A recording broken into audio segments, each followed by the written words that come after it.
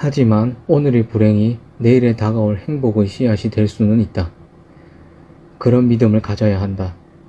불행이 두려워 아무것도 하지 않는다면 당신의 삶은 항구에 매여 있는 배처럼 정체되어 있을 뿐이다. 시작하면 완벽하지 않더라도 나 자신과 주위의 기대에 부응하기 위해 노력할 수 있다. 일단 시작하면 예상치 못한 기회도 얻을 수 있고 실제로 해낼 수도 있다. 할 수 있기 때문에 시작한 것이 아니라 시작했기 때문에 할 수 있는 것이다. 기억하자. 성공은 경험에서 나오고 경험은 시도에서 나온다. 그러니 어차피 결과를 예측하기 힘든 일이라면, 그 일이 당신이 진정으로 해보고 싶은 일이라면, 그리고 엄청난 기회비용을 감수해야 하는 일이 아니라면 일단 이렇게 결심하자. 이제 생각은 멈추고 행동을 시작하자. 승리와 성공은 결코 우연히 찾아오지 않는다. 설령 우연처럼 찾아온 성공도 몇 번의 실패와 몇 번의 시행착오가 있었기에 가능한 것이다. 단번에 얻은 성공은 어떻게 얻어냈는지 모르기에 모래성 위의 성공일 뿐이다. 그렇다면 성공을 튼튼하게 뿌리내리기 위해 만드는 지식은 어떻게 얻을 수 있을까? 지식에는 형식지와 암묵지가 있다. 형식지는 말이나 글로써 전달하고 습득할 수 있는 지식이다. 새로 산 전자제품의 작동설명서, 수학이론의 풀이, 부동산 매매 신고 작성법, 지하철 이용 방법 등이 이에 속한다. 반면 암묵지는 단순히 말이나 글로써 전달되기 어려운 형태의 지식을 말한다. 같은 식재료와 같은 도구를 가지고 요리를 해도 음식의 맛은 사람에 따라 달라진다. 요리를 하는 사람의 조리법에 따라 다른 맛이 나오기 때문인데 바로 손맛이 다른 것이다. 수미터 공중에 떠있는 밧줄을 아슬아슬하게 걸어가는 묘기의 비결을 단순히 말이나 글로써 전달하기는 힘들다. 이성을 사랑하는 법에 대해서 말과 글로 명확히 설명할 수 있을까? 자전거 타는 법과 연애하는 법을 책으로만 공부할 수 없지는 않은가? 그렇다면 이렇게 암묵지에 있는 지식은 어떻게 습득할 수 있을까? 직접 해보는 수밖에 없다. 넘어지고 실패하며 좌절하고 차이는 쓴맛을 봐가며 직접 배우는 수밖에 없다. 시행착오를 거쳐야 어떤 점이 부족했고 어떤 점이 좋았는지 자신만의 노하우를 발견할 수 있다.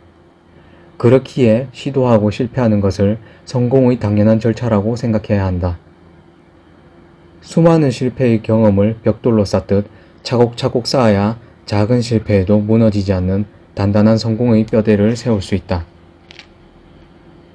단 몇 번의 시도로 원하는 바를 달성하고자 하는 사람은 빠르지만 언제 무너질지 모르는 성공을 추구하는 사람과 같다.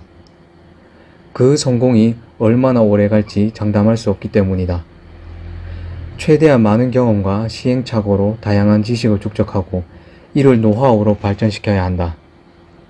진정 성공한 자는 가장 많은 실패를 겪은 후 자신만의 원천 기술로 설계 역량을 꾸준히 높이는 자다. 어린 새가 날아오르기 위해 매일 있던 땅을 박차고 오르는 모습을 상상해보자. 어린 새는 절벽 위로 뛰어내려야 날개를 펼칠 수 있게 되고 날개를 펼쳐야 결국 날아오를 수 있게 된다. 그 과정에서 넘어지고 다시 일어서는 것은 하늘을 날기 위한 과정일 뿐이다. 어제와 같은 오늘을 살고 싶다면, 오늘과 같은 내일을 살고 싶다면 그냥 가만히 있으면 된다. 하지만 실패를 하더라도 거기서 배우는 것들이 인생에 끼치는 의미가 크다는 것을 늘 기억하자. 실패에 집착하지도 두려워하지도 말고 자신이 세운 목표를 향해 밀고 나가기만 하면 된다. 적절한 고민의 양이라는 것이 있을까? 있다면 그 양은 얼마나 될까? 지금 고민하고 있는 일이 있다면 다음의 질문들에 먼저 답해보자. 해보고 싶은 마음이 드는 일이 있는가? 예전에도 해보고 싶었던 일인가? 실패했을 때 시간과 비용을 담당할 수 있는가? 나에게 우선순위에 있는 일인가? 남에게 피해를 주거나 윤리에 어긋나지 않는가? 위의 질문들에 통과했다면 주저없이 시작하자. 무언가를 시작하기에 가장 좋은 때는 바로 지금 여기다. 유학을 결심했으면 지금 바로 원하는 나라, 원하는 학과의 관련 정보를 인터넷으로 찾아봐야 한다. 운동을 결심했으면 저 앞에 보이는 계단부터 오르기 시작해야 한다. 금주를 결심했으면 오늘 저녁에 만날 사람들에게 술을 못 마신다고 지금 당장 양해를 구해야 한다. 제2의 인생을 위해 평소 관심 있던 요리를 배우기로 결심했다면 회사 근처 요리학원 방문을 오늘 저녁 일정으로 달력에 메모해야 한다. 내일부터 해야지. 다음 주부터 해야지. 다음 달부터 해야지. 시간 될 때 해야지. 살 좀 빠지면 해야지. 바쁜 것 좀 끝나면 해야지. 이 일 끝나면 해야지. 내게 먼저 물어보면 해야지. 돈이 좀 생기면 해야지. 거기 가서 해야지. 냉정하게 한번 돌아보자. 내일부터 또는 다음 달 월급이 들어와야 시작하는 이유는 무엇인가? 오늘 시작하면 안 되고 돈이 없으면 할 수 없는 일인가? 당장 시작할 수 있는 방법은 전혀 없는가? 그렇다면 다음 주부터는 정말 시작할 수 있을까? 그때는 무엇이 달라지는가? 스스로에게 솔직히 답해보자. 시작의 두려운 마음은 지금이나 내년이나 똑같다. 모든 것이 비슷한 상황이라면 뒤로 미룰 필요가 없다. 어차피 해야 한다면 지금 하는 것이 낫지 않은가? 굳이 적당한 때를 기다리며 가만히 있을 이유는 없다. 한 지인이 내게 원숭이 잡는 법에 대해 말해준 적이 있다. 우선 호리병 하나를 준비한다. 구멍의 크기는 원숭이 손이 겨우 들어갈 만한 크기여야 한다. 병 안에 원숭이가 좋아하는 먹이를 넣어두고 병 주위에 먹이를 떨어뜨려 원숭이를 유인하면 준비는 끝이다. 이제 기다리기만 하면 된다.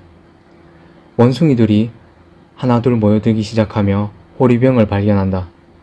그 안으로 손을 집어넣고는 먹이를 한 움큼 잡는다. 그런데 손을 빼고 싶지만 빠지지 않는다. 주먹을 쥐고 있기 때문이다. 주먹을 펴는 순간 손 안에 움켜진 먹이는 빠져나간다. 원숭이는 계속 주먹을 쥔 채 호리병과 함께 남아있다. 이러지도 저러지도 못하는 상황이다. 이때 다가가 원숭이와 호리병을 함께 잡아들면 끝이다. 원숭이는 손 안의 것을 조금이라도 놓치지 않으려다 더한 공경에 처했다. 내려놓을 줄 알아야 조금이라도 더 가져갈 수 있다는 사실을 몰랐기 때문이다. 우리도 가끔 마찬가지라는 생각이 든다. 하나도 포기하지 못하겠다는 생각은 모든 것을 잃어버리게 만들 수 있다. 조금 미쳐도 괜찮다 라는 생각이 오히려 새로운 시도를 하게 이끌고 결국 더 많은 것을 얻게 한다. 만약 이직했는데 후회하면 어쩌지? 지금 회사에서 누리던 것들을 잃어버리면 어떡하지? 말을 걸었는데 싫다고 하면 어쩌지? 그럼 그동안 내 이미지는 어쩔 거야? 육아휴직을 내고 1년만 가족들과 함께 지내면 어떨까? 그동안 회사에서의 내 자리는 멀쩡히 남아있을까? 현실적인 고민들이고 필요한 고민들이다.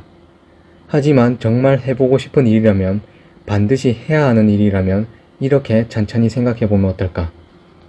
잘 안됐을 때 내 손안에서 빠져나가는 것들은 무엇일까?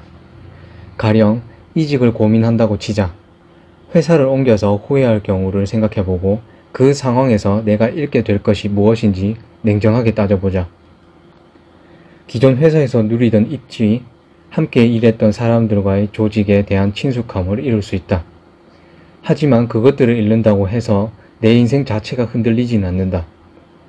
어차피 계속 남아도 새로운 업무를 해볼 기회는 거의 없다. 결론적으로 회사를 옮기고 후회할 일이 생겨도 잃는 것은 크게 없다. 결국 최종적인 결정은 내가 한다. 그런데 손안에 움켜진 것을 하나도 내어놓지 않는다면 새로운 것을 얻을 수 없다. 설령 손해를 보더라도 당장의 결과에 너무 집착하지 말아야 한다. 더 큰 것을 얻기 위해 잠시 손안의 공간을 비워둔다고 생각해야 한다.